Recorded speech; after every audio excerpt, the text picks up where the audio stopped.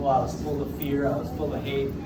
And he came in there and he brings donuts. Well, he did before COVID happened. And he brought in donuts, and he would just talk to the guys and talk to everybody there, bring them a message. And the first time I even heard anything he said, the first time he did it, he was talking about David and Bathsheba. And so I was like, is this the same David that beat Goliath? I never even knew he was a king. So I started reading up on it, I started reading the Bible, and I really was just like interested in that. I wasn't I didn't, it was good stories so far. Like, it was just good stories. I was just reading it it's the only book I really had in Gateway, aside from the big book, and I was really sick of that at the time. So anyways, that's neither here nor there. So that's what got me to crack the Bible. And then the next week after that, he came back and he gave another message, and that's when he talked about grace. And I remember sitting, and it was like a big cafeteria at Gateway, and it's 7 in the morning, and I don't want to be awake, alive, anything. And I remember sitting there and thinking, he's talking to me. Like, all of a sudden, I realized I was wrong. Like, really wrong about everything I had ever thought, and that it was going to be okay. Like, it was going to be okay that I was wrong, but I was really wrong. I was a sinner. He explained how we had all separated from God, and why we needed Jesus' grace, why we needed the grace, and he explained all that in such simple terms that I was like, and then he said, but it's okay because Jesus came for sinners.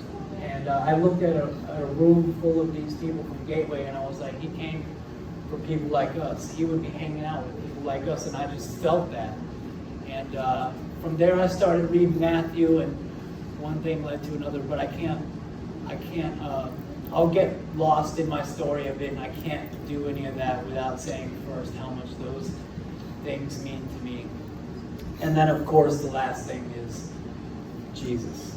So when I got here, I was an atheist. You'll hear that.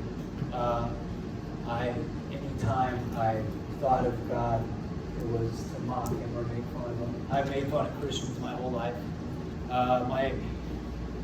My whole life, once I started going in the other direction as everybody else, I burned every bridge on the way. And Christianity was just another one of those bridges to me. It didn't matter to me. I cared about myself. I didn't care about anybody else. And knowing that Jesus is still here for me despite all that, despite having, I have satanic tattoos, I have awful things tattooed on me, I have a zombie Jesus, which I've talked about before. I have really been a terrible person to God. Terrible person. If I can get one point across, it's that I do not deserve the grace of God, and yet here I stand. So, all the chains in my life have been broken thanks to Jesus. And so that'll be my little jumping off point. So I was raised Catholic. Surprise. I know I look like it, right? So I was raised Catholic. I went to Catholic school, and I was I sang solos in the choir. I was an altar boy. I was a good Catholic kid from the outside or whatever. But and so I remember when I was a kid, one time my grandma asked what I wanted to be, multiple times, but the first time she asked what I wanted to be when I grew up, I told her I wanted to be a priest. And I don't know if I really did, but I do know that when I told her that, her face lit up, and I remembered that, and I was like, I know how to make her happy. And that started, my whole life mission was to say what people wanted to hear, lie to them if you have to, and only worry about yourself, protect yourself, don't worry about anybody else. I remember it vividly because I got to a point where I was saying it But inside, I wanted to be a rock star. But I was still telling Grandma I wanted to be a priest. And I was like, man, I mean, I still figured it out. But God rest her soul. Thank you, Grandma, for all the prayers. Anyways, they finally worked. Anyways, I was also adopted. I was adopted, and my parents told me when I was in second grade. And for that is amazing. Like, I think that is amazing. I think adoption is amazing, and it like warms my heart to see like what Christy and Brandon have done. Like, I think that's amazing. And but when I was a child, I took that as one more thing that like separated me from other people, because I was always like feeling like I didn't fit in anyways. So these little things that like added to that, like just, I mean, I was sensitive. I didn't like, I felt like everybody else got a manual for how to live and I never got it. So I was just like, great, it's just one more thing. And I just wore those things on me. Like, I would just be full of fear, and I would just try to, I mean, really the first few years of my life, first like 10, 15 years, I was just trying to blend into the furniture and not get so like hurt over everything that was going on around me. And it didn't work out too well. My grades suffered horribly because I never wanted to raise my hand because I didn't want to draw attention to myself. And the people around me, I would have friends, but they weren't like, they were like people that, I mean, I saw, but I felt like they just didn't know like what was going on with the inside. Like, I always felt like inside I was just like this different person, and I could never tell anybody. I will say about, and this is nothing to bash religion or anything, this is just me. I was raised Catholic, and they kind of say like, and I was in Catholic school, all that, and they kind of tell you, you have to confess your sins, and if you don't, you aren't going to heaven. So I didn't do that because I was in Catholic school, and if I told this priest that I was doing all these bad things on the side, I was worried that I'd get in trouble at school. So from like age 10 or 11, I knew I wasn't going to heaven. And I'm not saying that that's right or wrong for them. I'm saying that for me, the weight of that, the shame, the guilt of already not knowing, like, it did its damage. And so if I'm not good enough for him, and I'm definitely not good enough for my parents, they're yelling at me all the time because of my grade, where do I fit in? And so I figured I just kind of had to make my own way. My own way, my own way was not good. So I went to Bishop Kenny for my freshman year, almost flunked out, and my parents said, you're going to military school. My parents had said that like 50 times, and every time I was like, yeah, right, they're never going to do it. And I called that bluff. Thanks, guys. Yeah, so they finally sent me. I went to military school for 2 years, and I learned how to be like really good in class. I learned how to be like really good in like marching and all that stuff, and horrible outside. Like we all lived in barracks and stuff, and we would fight, we would smoke, we would do drugs, like whatever things you're not supposed to do. And since it was military school, like we had people that, we had like a sergeant major that lived on the barracks. Well, he was there like almost all the time, and he would kind of make sure we weren't getting in trouble. So if it wasn't a cigarette, we had to do drugs that didn't smell. So usually it was like coke or Ritalin or something. Like we had to do stuff that wouldn't Robitussin. I had a horrible time with that. So a lot of brain cells were fried in military school, and I was just like going with like I was making good grades, and military school was like kind of dumbed down. So looking back, but I was making good grades, but everything else was just going horribly. I was really learning how to be a bad kid, and so I eventually got out of there, and my senior year, my parents said, "Do you want to go back to military school, or do you want to come home and go to Bishop Kenny?" And I was like, eh. So I went to Bishop Kenny my senior year, and I started missing school. I was dating this girl, and I would be drinking all the time. It was just more of the same.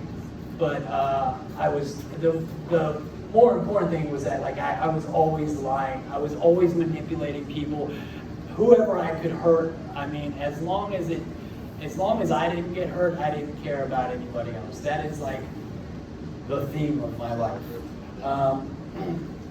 And I said this before, but through all this, I would never give a second thought to talking bad about God. Like I mean, if I already think that somebody doesn't like me, I'm going to be mean to them, let alone if I think that I blew a chance at heaven when I'm like 10 years old. So by the time I was 20, I was horrible. I said awful things about God. I said awful things about Jesus. I made jokes about all this stuff. I thought this was silly. I thought all of you were silly for being here. I thought that I just never saw why. And I remember, like, I would talk about it like it's a cult. I would talk about, I would say the Bible was made to control people. Like, all this stuff was just, I mean, I just had an answer for everything. Because I didn't want to look at the fact that maybe they were right. I didn't. And I was not even at that point willing to even consider that. I went from high school, like the day I got out of high school, my parents had let me use the family car. And when I got out of high school, they said, you can have the car, get out. They were just done. And I had already, I mean, trust me, they were so right for doing it. So I had already like really become a full-blown alcoholic, a full-blown liar, manipulator, cheater, whatever you want to call it. I was terrible. And so I went straight from high school to the streets. I was going to punk rock shows. I would like spit like bum chains to get drunk every day. I was actually hanging out at 5 Points a lot, and I'd sit around with a bunch of punk rockers, and people would walk by and we'd be like, spare some change, have the punk get drunk. And that's how we lived for years. I mean, for a couple of years while I was young. During that time, one of my really good friends, he and I hung out a lot, and I messed around with his girlfriend. And so one night he got me alone in a park, and he knew that what I had done. I didn't know he knew. And he told me he wanted to kill himself, and I gave him a hug, and he stabbed me in the stomach. And I tried to run, and he stabbed me 2 more times in the back of my left kidney. I lost my left kidney. I was almost dead. He called the cops on himself and said he had just killed somebody. For all he knew, he had. And a girl had given us a ride there. He ran off. She drove me to the hospital. God let me live through that. And I did nothing but turn around and spit in his face for him. And when I woke up, they had told me they did 4 hours of surgery. A homicide detective came in and told me, like, I don't get called to the scene unless you're dead. And I was like, that's great. Could you guys ask that priest guy to get out of my room? Like, I literally was like, I don't want him in here. He was a friend of my dad's, and I just was not open to the idea at all. And so I went back to the streets. I went back to the streets for a while, and from there, I mean, a lot of my 20s and 30s, I played in a band that was like quasi-popular, but we toured. We got to open up for this other band, so we like toured all over Texas and New York. We played a bunch of places, but literally all of our songs were making fun of women, were about beating women, were about they were supposed to be funny. They were the worst. Like I can't even like whatever. I can't. Can I play one? Yeah, no. So what I was trying to say before that was I never want to hear that music again. And I'm sorry, but that whole thing is a part of my life that I realize that maybe it might help somebody else if you haven't done some terrible things, but other than that, I don't ever want to look at it again.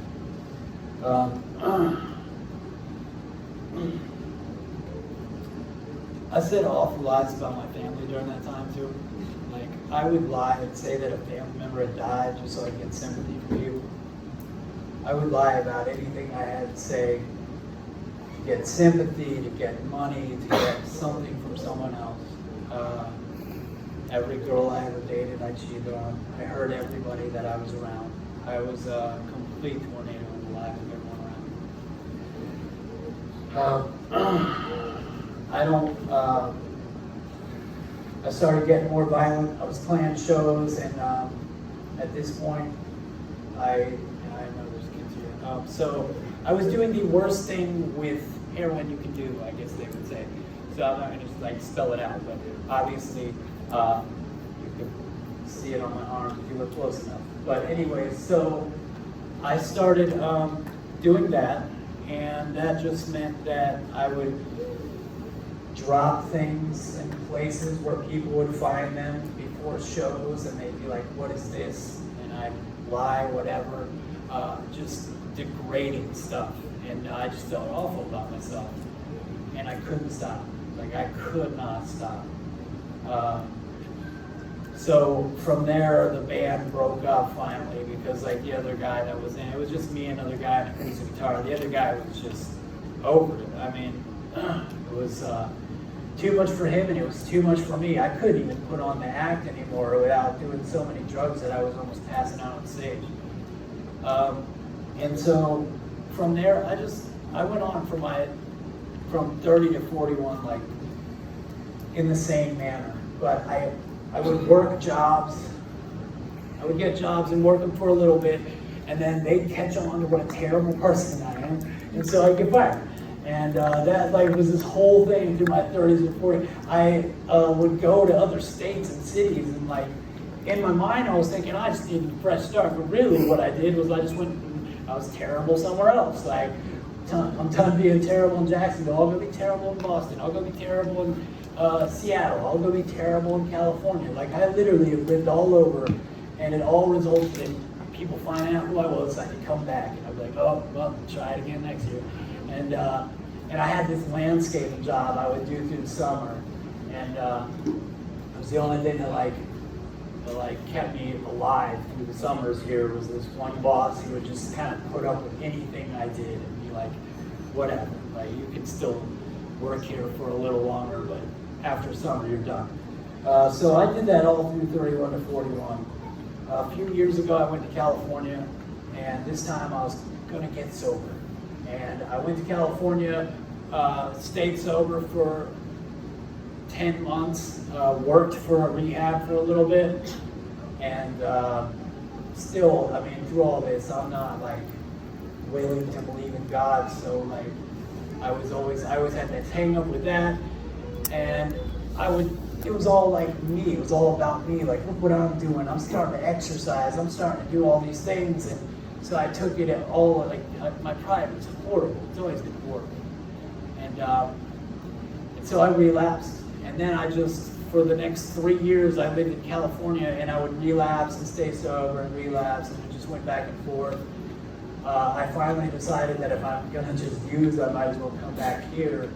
I was actually sober at the time when I decided that. I was like 3 months sober, and I came back here because that's where my friends were. I didn't have any friends left, so I don't know what I always had this image of, oh, all my friends are in Jacksonville. All my friends were done with me. And so I came back here, and 2 days before I was coming back here, I found out the only friend that I had left OD'd from heroin. And so I came back just in time to go to his funeral. I remember standing over the casket and looking at his girlfriend and saying, hey, what are you guys doing after this? And she said, well, we're going to the bar, but you're sober, so you have to not go to the bar, I guess. And I said, oh, I'm coming to the bar. And I remember thinking in my head right then that this is going to be bad. It was bad. So I got that landscaping job back, and but I was immediately homeless because I moved to a recovery house and got kicked out for showing up drunk 2 days later. So I had nowhere to live, and I was somehow making it to work every day. But I mean, my boss paid me by the day, and I would be counting the minutes to get off so I could go do more drugs. I lied to everybody in my life, told them I was sober. I was trying to like put on this image, but I was just like, for the millionth time, I was just dead inside. And so Christmas of last year, or 2 years ago, so December 2018, we had like a Christmas break for work. So I went into the warehouse during our little Christmas break and continued to do drugs. I hit up everybody I know for money, and I did drugs in the warehouse for 3 days, stumbling all over it. Stole the work truck a few times to go get more. And when my boss came back after Christmas break, we went out to go work on that Tuesday or whatever, and while we were working, he came and found me and said, hey, I still have a camera in the warehouse, and you're fine.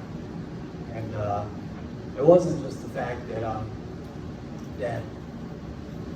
I lost a job or whatever. This was a guy I've known a long, long time, and he finally like caught me in my lie. Like, he knew who I really was, and that hurt. Like, I couldn't say like, oh, it was this, it was that, you know, he saw me, and I didn't want anyone to ever see me. I didn't want anyone to ever know what kind of horrible, horrible person I really was. And so I went to, there's a, if you take Park Street over to downtown, there's a little overpass. The overpass goes over train tracks. I stood on that overpass for an hour and said that would probably kill me, you know? And I really wanted to die. And the only thing that gave me hope in that moment was the fact that I think there was one drug dealer I could like get a front from. And I finally left. I went over to his house, got a front, and lived in Sin City for months from that point on, and just I literally wandered around Sin City like the living dead for the next few months of my life. I slept on a mattress behind a convenience store that was so disgusting and waterlogged, and mosquitoes were all over me, and I was so dead inside. Like, I was so dead inside. And some guy told me, hey man, there's an abandoned building over here. So a step up for me was to move into an abandoned building, which was also very cold. I thought it would be a little warmer. But this was, you know, December, January, whatever. And so I moved in this abandoned building. And every day we would get drugs, and at the end of every day I would go up to the 5th floor and look out and debate jumping off, wonder if that would kill me. And I spent every day doing that. I spent so much time up there. Sometimes I was high, sometimes I was just so sick. But it was always the same result. And that's where I took me. I've been in and out of mental hospitals for those last few months, and I went to another one. When I went to that mental hospital, like I just dried out for a week, but I remember the look on the face of the guys who make you like take off your clothes. And when I took off my clothes, it smelled really bad. And I remember the look on his face, like it was half disgust, half pity. And That's how I felt about myself. I mean, I was ready to die. I got out. My dad and a friend of his that had been sober a long time, a Christian man, they met me, they took me to Gateway, and on the way in, they handed me 20 bucks. And so I started checking in. I got all checked into Gateway, realized you can't smoke cigarettes, which was the only excuse I needed to get out of there, and left immediately. I went straight back to that abandoned building. I went and found my dealer. I did not get high the last time. So people say that, and I was a joke. I really didn't get high the last time I used. So when I use, I scratch like a hitch or whatever. I got that, but I didn't get the feeling. So I was so mad once I started because I knew the feeling really wasn't coming. I was like, it's been 20 seconds, 30 seconds. What is going on? And then I started itching. I'm like, no, where'd it go? And so then I was like, that is it, man. I can't even get high anymore. I want to die. And there is a verse, Psalm 40, 1 through 3, that kind of describes what happened the next morning. It says, I waited patiently for the Lord. He turned to me and heard my cry. He lifted me out of the slimy pit, out of the mud and mire, and he set my feet on a rock. He gave me a firm place to stand. He put a new song in my mouth, a hymn of praise to our God. Many will see and fear the Lord and put their trust in Him.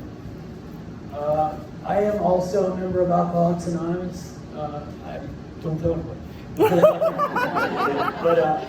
but in AA, I just hear a lot of people say oh man, and then I got here, and I started doing this, I started doing that, and I found God. I don't think that's what happened with me at all. I think that day, I woke up that morning with no desire to live, with everything in me wanting to die, and God pulled me out of that abandoned building and started me walking towards Gateway. And I was crying and praying the whole way that I would just make it there. And I hadn't prayed in so long. I hadn't prayed in so long. I was surrendering to Him because I knew I'd been in and out of programs my whole life, but so I was surrendering and everything else. But most importantly, I was praying just that I would make it there, and I didn't. I got to San Marco and I couldn't walk anymore. It was raining. It was cold. It sounds like some old man telling a story. It was uphill both ways too. But so it was raining. It was cold. I was carrying a suitcase, and we had a suitcase that we used to sell copper that we took out of the wire in the building. So I packed that full of what little clothes I had and walked from Sin City to Gateway. But I got to San Marco. I couldn't walk anymore, so I called my dad. It didn't occur to me. This was on January 27th of 2019. And so it didn't occur to me that it was Sunday. I didn't know what day it was. And every Sunday, my dad and mom, they go to 10 o'clock Mass. They go to Catholic Church, and it was 10 something. None of that crossed my mind. So I called my dad, and he picked up. And for the first time, and he told me in years, I don't want to lie. So in a long time, for the first time, they went to the church the night before for whatever reason. So he was there, and he picked me up, and reluctantly, I had to beg. And he said he'd take me over the bridge to Gateway, but then don't call him again, don't talk to him again. And so he dropped me off in front of Gateway, and then I remember the thing that hurt the most about that, my dad was always someone I could go to, at least call him in a bad time. And more important than that, he didn't wait to see if I went in. So for me, that was awful. I was he doesn't even care. And it's not that he doesn't care, but it's just that he loves me too much to see me not go. You can't watch me not go. So he left. And the same friend of his that had been with us the day before, that had 46 years riding, he was walking out of detox. And you're not supposed to like leave detox and be able to come back in the next day. So I begged this guy, like, please, if you have any pull here, please get me into bed. And he did. And so I went in detox. I met Darren. My first few, Darren was in detox with me. My first few days there, I don't remember a whole lot. I remember going over to residential, like they put you over in the other area, and I thought it looked like some kind of like sober college. Like everybody's wearing like backpacks and stuff. I'm like, what is this? So, and they have so many meetings. Like they make you go from 7 in the morning till 9 at night. Like I was like, this is crazy. It's good. It was crazy. So it was a lot, and especially in that first week, coming off of whatever, like just going straight into this like sober college. It was a lot. So I don't remember much, but like I said, that was when I heard Pastor tell him the first time, and I had heard his name around Gateway. People had been talking about him, but I heard what he said. Darren had taken me to a Bible study here, so I was like, things were starting to work inside me.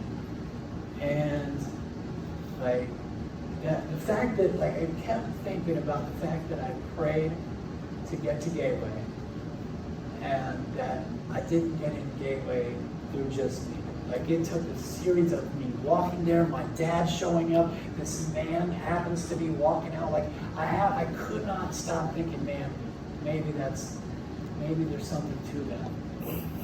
About 2 weeks into Gateway, I prayed that God would show me I was on the right path and give me some sort of, it was a selfish prayer or whatever looking back, but I was kind of just like, prove you're here, you know? And within 5 minutes, they pulled me out of the class I was in and introduced my first sponsor, who was there with the guy who got me into Gateway. And that was the first time I'd seen him since then. So I was like, that's crazy. Like, to see this man again. Like, he's 93 years old, he's still taking guys into detox. It's crazy. And from there, I remember when Pastor Tony was talking about grace, and he was talking about Jesus, and I felt like I had been wrong about everything. I remember sitting there, and I was thinking that I was wrong, and I was having all these like, oh no, like I was like, I've been wrong about so much. And like I felt terrible about it because I know how I've been towards Christians my whole life. I know how I've been towards God. I mean, I knew what it meant. And I like searched the Bible. I remember telling Darren, like, hey, look, I figured out that in the Bible, Jesus said, you just can't mock the Holy Spirit. I don't think I ever did that because I didn't really think about the Holy Spirit much. It was mostly, like I remember, like, I hope I didn't. But I remember starting to get that like fire inside, like that real like man, there is something so much bigger than me. I was in AA and I started doing steps and stuff, and let me just say, like, I've done all that stuff a million times. But there is something to writing, so they have you write a list of all the people you've hurt, or all the people that have hurt you, really. And then you kind of look at your apartment. That is an awful practice to do if you don't know you're forgiven for everything you've done. And so I've written those lists and been like, wow, I'm terrible. Thanks. Thanks. But when you know you're forgiven, I mean, of course you want people to forgive, and of course you want to go make amends. And I'm making amends. I'm paying off somebody whose car I wrecked when I was like 10 years ago. I'm paying off her car because when I was drunk, I drove her car into a tree, and then I made her get in the driver's seat because I was like, look, I've been drinking, could you mind switching seats, and when the cop gets here, yeah, so terrible all the way through. And so anyways, I'm paying off things from a long time ago because I know that's what God wants me to do, and I know He wants me to get right with people around me. But to know that I'm forgiven for it already, like to know that in my heart, like, truly forgiven has been the biggest part of all this. to wake up and be able to ask God to forgive me for my sins, even the sins that I don't realize I'm doing. Because there's days when I'm like, I mean, you know, how prideful was I when I said, like, you know, I mean, like, it's hard to, like, I can go through a whole day, and there's times when I know that I'm doing things that God would disapprove of, but to know in the end that He's just disproving of that. He's not disproving of me. He loves me. He loves us right where we're at. Man, that changed my life, man. It changed my life. Like they said before this, like Christy said something about how God is love. Like, that changed my life. When I realized that He wasn't this person who, like, judged you for everything and was, like, mad every time you did something wrong. Because that's how I was brought up. You know, I always thought that God was somebody who was just mad at me, and I thought He was done with me by 10. So to find out at 42 that He wasn't done with me is pretty amazing. And I gotta say, I guess in closing, so when I was like in the abandoned building, I would stand over the edge of that building, where I stood over that overpass over there, and I would think about death, and like really be wanting to die. Like everything in me wanted to die, but it was so scary to me. Like, whatever I was walking towards was not good. Whatever I was walking towards, I don't know if you believe in hell or whatever, but I'm telling you that whatever I was getting close to was not good. And since I've been sober, since I've started my Christian walk, I don't, like, even when I think about death, or even if I'm in a situation that that might bring death around me, I don't get scared like I used to. It doesn't affect me like I used to. You know, it really doesn't. Like, I don't think about death as this big scary thing, because I know that even though I make mistakes and I have a lot of explaining to do, when I get up there, that God paid it all. Like, Jesus paid it all for me. He's gonna sit there and they can make out the list, but Jesus is gonna put those check marks next to him. Nope, I got him. I got his back. And to know that is a whole new world for me. So I just honestly want to thank you all. I do want to say one quick prayer, if you guys don't mind. I would, first of all, thank you for putting up with that. So, you guys are awesome. And so, let's pray. Heavenly Father, we thank you so much for your grace. Thank you so much for sending your Son. And I am so broken still, so broken today as much as before. And without you, I would be right back where I was, if not dead. You saved me and pulled me out of the muck and mire so many times, Lord. I am so grateful for you. And thank you for all the things you do, even the things we don't realize you're doing. And please forgive us of our sins, even the sins we don't realize we're committing. Please keep us out of the darkness, Lord. Keep us in your light. We ask this in Jesus Christ. Amen. Thanks, everybody.